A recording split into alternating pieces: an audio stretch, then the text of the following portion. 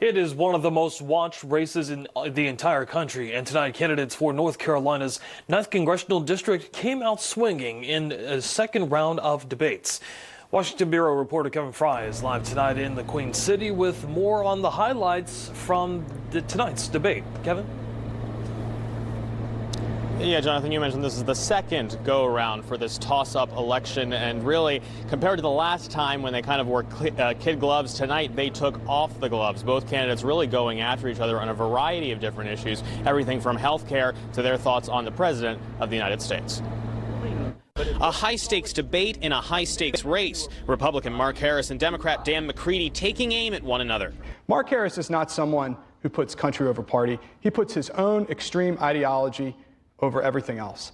I'm sick and tired of my positions and my record being misrepresented, and I've listened to it over and over tonight. On the issues, the two struggled to point to anything they had in common. They sparred on climate change and whether people have anything to do with it. While I do agree that the Earth is warming, I do not necessarily buy in to the fact that as humans that we are creating the issue. Climate change is real, and it's not just real, but it's a moral imperative to deal with it. They avoided specifics on some issues, including how to address the mounting national debt.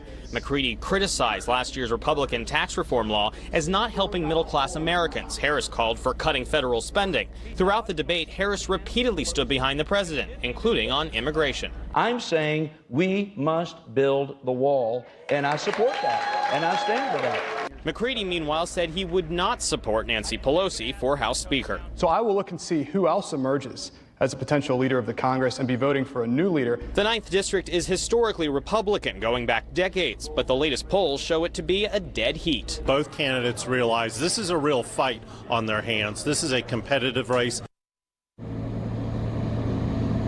Now, at the end of the day, there was perhaps one area of possible agreement. Both candidates seemed to open to the idea of term limits for members of Congress.